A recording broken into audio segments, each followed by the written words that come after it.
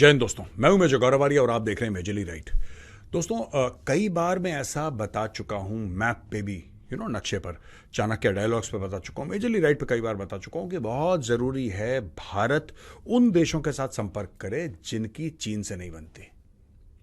और एक नहीं, दर्जनों ऐसे देश हैं जो बिल्कुल चीन को पसंद नहीं करते, लेकिन क्या है, छोटे देश हैं दोस्तों। ये भारत को अगर छोड़ दें तो ये बाकी देश ज़्यादा बड़े नहीं हैं, साइज में, पॉपुलेशन में ज़्यादा बड़े नहीं हैं, किसी के पास ज़्यादा पैसा नहीं है, लेकिन चीन ने क्या कर रखा है कि सबको दबा कर रखा है। जो चीन का पैसा ना ले या चीन के एहसानों तले ना दबे, चीन फिर उसको आंखें दिखाता है। जैसे हाल ही में चीन ने फिलीपींस के साथ छिछोरी हरकत करी, उसके कोस्ट गार्ड के शिप को अपने जहाज से धक्का दिया, वहां पे मारपीट करी, उनकी बंदूकें छीन के ले गए, चुरा के ले गए सामान। चाइना ये सब करता रहता है। क्यों चाइना इसलिए करता है दोस्तों, क्योंकि देखिए, कोई भी देश हो, उस जहाज में जो बैठा है तो वो इंसान राइट। अब अगर उस फिलीपींस के जहाज में, माना कि छोटा जहाज है, माना कि उसमें 10-15 लोग हैं, और एक बड़ा चाइनीज जहाज आता है जिसमें 300 लोग हैं, और वो घेर लेते हैं उस जहाज को, रोक देते हैं सामने से आगे, और फिर उनके साथ मारपीट करते हैं, तो फिर उनके मन में, जो फिलीपींस का जहाज है, उसके लोग हैं, उनके मन में एक चीज आ जाएगी उनके मन में, यार इन लोगों से ना दूर रहो, ये बदतमीज किस्म के लोग हैं, छिछोरे लोग हैं, चाइनीज, ये कभी हाथापाई कर सकते हैं। तो दोस्तों, यही चाइना का सबसे बड़ा हथियार है छोटे छोटे देशों के खिलाफ, जिसको चाइना छोटा समझता है। चाइना ने यही हरकत गलवान में करी थी। गलवान में दौड़ाया ज्यादा, मरा कम। गलवान में इतना कूटा है चाइनीज को, बाय गॉड, इतना कूटा है कि तब से आज तक, गलवान के बाद आज तक आप देखिए। मैं ये बातें आपको आज क्यों बता रहा हूं? क्योंकि बहुत समय से मैं ये कह रहा हूं कि भारत को, ये जितने भी देश हैं जिनकी चीन से नहीं बनती ना, उनके पास भारत जाए, भारत उनको हथियार दे, भारत उनको पैसा दे, भारत उनके साथ ट्रेड और कनेक्टिविटी बढ़ाए, भारत अपने रिश्ते उनसे बनाए। क्योंकि इससे होता क्या है दोस्तों कि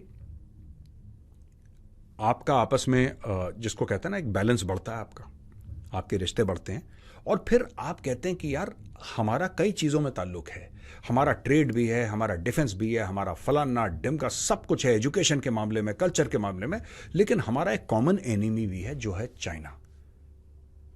ये भारत ने करा। मोदी जी फाम मिनचिन कौन है? फाम मिनचिन है प्राइम मिनिस्टर वियतनाम, उनसे मिले और काफ़ी सारे उनके साथ डील साइन करी हैं।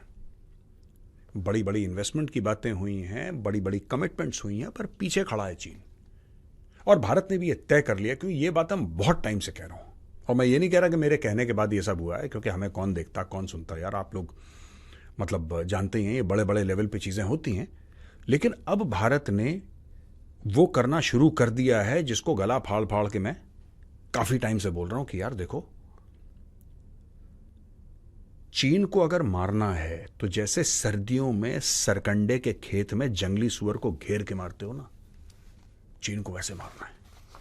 अब देखो, यहां पे action plan for strategic partnership Bharat ने वियतनाम के साथ साइन करा है 5 साल के लिए, यानी कि 2024 से लेकर 2028 तक टोटल 5 साल का एक एक्शन प्लान है, कॉम्प्रिहेंसिव स्ट्रेटेजिक पार्टनरशिप। पहली चीज। दूसरी चीज देखिए, एमओयूज एंड क्रेडिट लाइंस। इन्होंने एमओयूज 6 एमओयू साइन करे हैं, जिसमें एग्रीकल्चरल रिसर्च के ऊपर है, कस्टम कैपेसिटी बिल्डिंग के ऊपर है, लॉ एंड जस्टिस के ऊपर है, रेडियो और टेलीविजन के ऊपर है, और ट्रेडिशनल मेडिसिन के भी ऊपर है। अब ये सारे के सारे नॉन डिफेंस हैं, लेकिन मैं आपको बात बताऊं कि सबसे ज्यादा जो क्लोज रिलेशनशिप्स बनती हैं ना, डिफेंस की ज्यादातर रिलेशनशिप ट्रांजैक्शनल रह जाती है दोस्तों। जब तक दोस्तों आपकी पीपल टू पीपल पार्टनरशिप ना हो, या आपकी कोई ऐसी चीज ना हो म्यूचुअल इंटरेस्ट की, तब तक वो बात बनती नहीं है। तो भारत ने ये बहुत अच्छा काम करा है। देखो, रेडियो और टेलीविजन के ऊपर भी टाई अप हो रहा है। ट्रेडिशनल मेडिसिन, जैसे हमारा आयुर्वेद है, उनका भी कुछ होगा वियतनाम में ट्रेडिशनल मेडिसिन, तो वो हमें शेयर करेंगे, हम आयुर्वेद उनको शेयर करेंगे। ट्रेड रिलेशंस, तो मोदी जी ने बोला है कि भैया 85%, पिछले 10 साल में 85% हमारा ट्रेड बढ़ा है वियतनाम के साथ।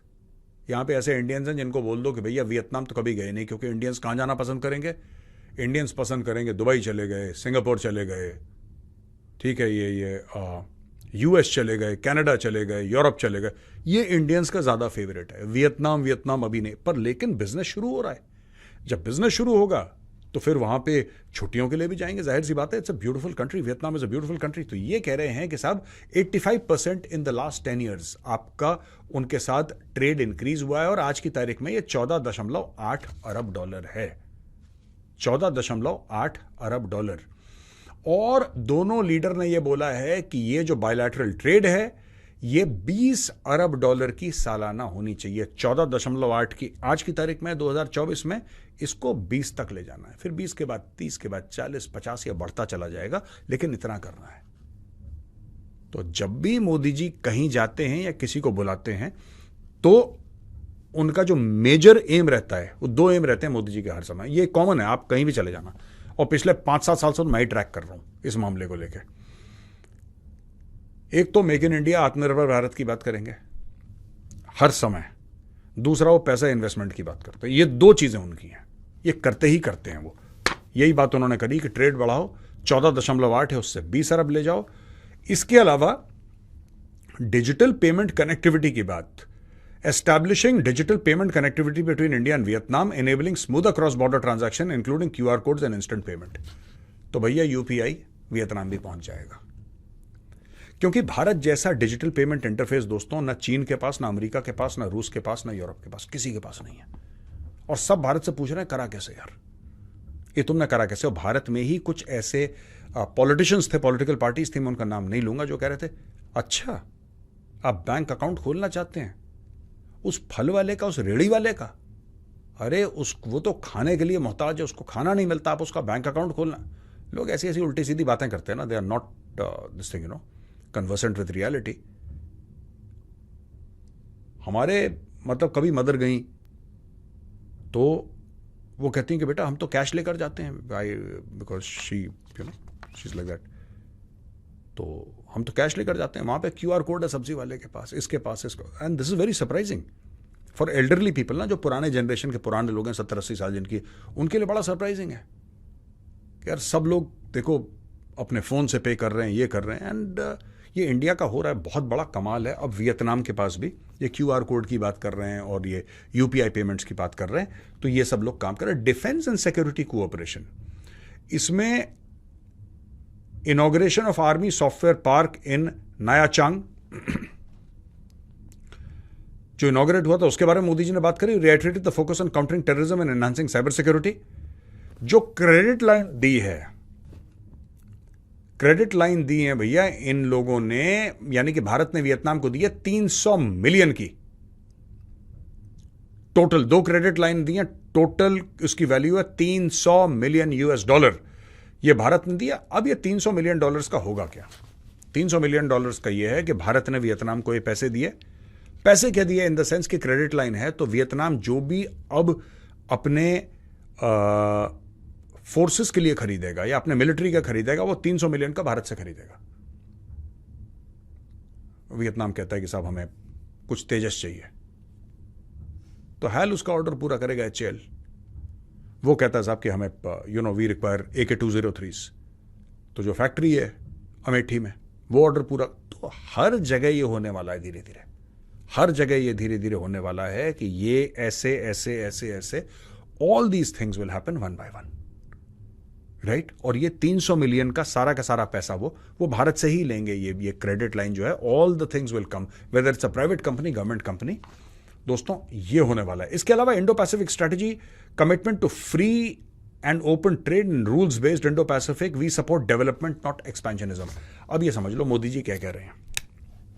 मोदी जी कह रहे हैं यार डेवलपमेंट ठीक है, एक्सपेंशनिज्म ठीक नहीं है। डेवलपमेंट किसको कह रहे हैं? या आपकी भी तरक्की हो, आपका भी विकास हो, ये सब एक्सेप्टेबल है।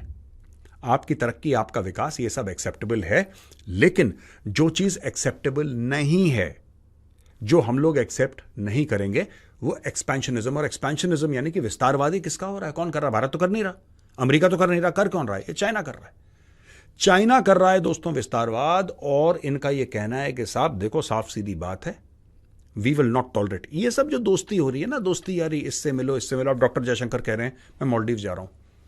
काफी लोग ऑब्जेक्ट कर रहे हैं, डॉक्टर साहब क्यों जा रहे हैं आप मालदीव्स, आपको नहीं जाना चाहिए मालदीव्स, ऐसा वैसा। ओ भाई, अगर मालदीव्स को चाइना की चुंगल से निकालना है तो आपको जाना पड़ेगा। उनके टूरिज्म मिनिस्टर आ गए 2 बार, 1 बार, उनके फॉरेन मिनिस्टर आ गए, उनके प्रेसिडेंट आ गए, मोहम्मद मुइज़ू, सब आ गए वो लोग यार। और अब थोड़ा सा टेम्परेचर मालदीव्स का ठंडा हुआ है, अब वो कह रहे हैं भारत चाहिए। और मालदीव्स के साथ रिश्ते थोड़ा ना तोड़ने हैं क्योंकि 1-2 बेवकूफ़ वहाँ पे बैठे हुए हैं। इसी प्रकार से अब वियतनाम हमारा दोस्त है, हमने वियतनाम को बोला कि ठीक है, लेकिन हथियार आप इंडिया से खरीदोगे, क्रेडिट लाइन हमने आपको दे दी। और ये सारी की सारी चीज़ें दोस्तों, ये मोदी जी ने, जिसको कहते हैं चाइना जिनको दबाने की कोशिश करता है, चाइना जिसको दबाने की कोशिश करता है, भारत उसकी मदद कर रहा है। तुम्हें हथियार चाहिए, तुम्हें पैसा चाहिए, सड़क बनानी है, एयरपोर्ट बनाना है, पोर्ट बनाना है, क्लीन ड्रिंकिंग वाटर, क्या चाहिए तुम्हें, भारत प्रोवाइड करेगा, आओ भारत से मिलो। जो दोस्त हैं, जो भाई हैं, मुझसे अक्सर पूछते हैं यार मेजर साहब क्या हो रहा है, भारत क्या चाइना के खेमे में है कि भारत अमेरिका के खेमे में है? भारत को एक खेमा तो चुनना पड़ेगा। क्यों खेमा? भारत खुद अपने खेमे में है और दूसरे लोग भारत के खेमे में आके जुड़ रहे हैं दोस्तों। ये नया भारत है और ये नए भारत की स्टोरी है।